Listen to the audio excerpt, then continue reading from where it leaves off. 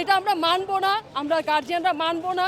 এবং আমি সবাইকে বলবো যে সবাই এসে এটা একটা জোর আন্দোলন করুন, যাতে শিক্ষামন্ত্রীর পদত্যাগ চাই আমরা। আসলে কি এটা ছাত্রীদের উপরে মানে শিক্ষার্থীদের উপরে খুব জুলুম করা হচ্ছে, এতটা জুলুম আমরা এর আগে কখনো দেখিনি। তো এইটা যেভাবে আমরা মানে দেখতেছি, এতে সবারই নামা উচিত, সবারই এটা একটা আন্দোলন করা উচিত। কেন যে শিক্ষার্থীরা না মানে পড়তে পারতেছে না, টেনশনে খাইতে পারতেছে না, তারা ঘুমাইতে পারতেছে না। আমার বাসার সামনে একজন মারা গেছে, 7 তলা থেকে লাফ দিয়ে সে মারা গেছে। এগুলো অনেক অনেক সংবাদ চাপ মানে গোপন রাখা হচ্ছে, এগুলো লুকানো হচ্ছে, বাচ্চাদের উপরে প্রচুর জুলুম করা হচ্ছে। এটা কোনো অবস্থায় মেনে নেওয়া যায় না, এটা আমরা মানবো না, আমরা গার্জিয়ানরা মানবো না। এবং আমি সবাইকে বলবো যে সবাই এসে এটা একটা জোর আন্দোলন করুন, যাতে শিক্ষামন্ত্রীর পদত্যাগ চাই আমরা। আমরা শিক্ষামন্ত্রীর পদত্যাগ চাই, এক দফা এক দাবি শিক্ষামন্ত্রীর পদত্যাগ চাই আমরা। কারণ আমরা আমাদের বাচ্চাদের দিকে তাকাইতে পারতেছি না, তারা খায় না, ঘুমায় না, তারা খুবই মানে একটা কী অবস্থা, যার যার মানে ফ্যামিলি সেটা বুঝতে পারতেছে, ভুক্তভোগী। এরকম অবস্থা আমরা জীবনেও দেখিনি। বাবা মা মারা গেলেও তারা এতটা কষ্ট পায় না, যা পরীক্ষা দিয়ে আসার পরে দেখতেছি। বাচ্চাদের অবস্থা খুবই করুণ, আমরা এরকম দেখতে পারতেছি না। আর শিক্ষামন্ত্রী যা করতেছে এটা করা তার একদমই উচিত হচ্ছে না। এটা একটা জুলুম করতেছে, তাদের রাজনীতি একটা কোনো একটা মানে ইস্যু আছে, এটা বাচ্চাদের উপরে চাপাই দিতেছে, যার ফলে বাচ্চারা এটা ভুক্তভোগী হচ্ছে।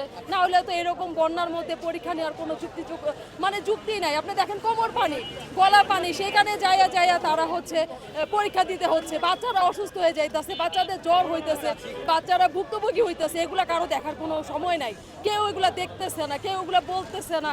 এগুলা তো খুব খারাপ হচ্ছে বাচ্চাদের সাথে। এটা কি কোনো কথা? এটা কি কেউ বলতে পারে? তার সন্তান নাই, তার সন্তান কি পড়ালেখা করে নাই, সে বোঝে না এগুলা, সে কিভাবে ছাত্রদেরকে মুরগি বলে? এটা মুরগি বলার কোনো যৌক্তিকতা আছে? আমি মনে করি সব গার্জিয়ানদের নামা উচিত, এটা নিয়ে আন্দোলন করা উচিত। আসলে এরকম মন্ত্রী আমরা চাই না। অনেক খবর চাপানো হচ্ছে, এগুলা ফ্লাশ করতে দিচ্ছে না। শিক্ষামন্ত্রী থাকলে তো দেখা যাচ্ছে কোনো কিছু সলভ হচ্ছে না, আমরা কোনো সমাধানে যাইতে পারতেছি না।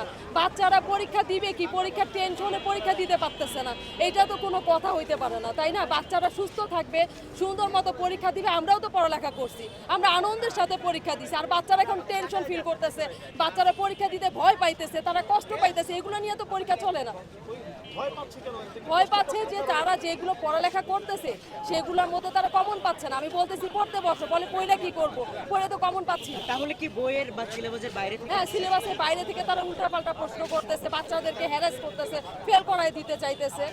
এর জন্যই করতেছে। এক্ষেত্রে যে আপনারা যেটা বলছেন যে এক দফা দাবি শিক্ষামন্ত্রীর পদত্যাগ, হ্যাঁ, হ্যাঁ। আসলে পদত্যাগ করেই কি সমাধান হবে? পদত্যাগ করলে তো আপাতত বাচ্চারা একটু শান্তি পাবে, যে না এই লোকটা যেরকম করতেছে এরকম তো কেউ আর করবে না। সেরকম একজনকে আমরা চাচ্ছি। এই প্রতিকূল আবহাওয়ার মধ্যে তো পরীক্ষা নেওয়াটা খুবই মানে অযৌক্তিক, এটা তো ঠিক হয় নাই। কারণ অনেক দূর দূরান্ত থেকে বাচ্চারা আসে, তারা এই যে পানি ভেঙে ভেঙে হলে যাচ্ছে, তারা জ্বর হচ্ছে, তারা অসুস্থ হচ্ছে, কিভাবে পরীক্ষা দিবে বলেন? আপনারাও তো মানুষ, বুঝেন না এগুলো? আমরা কি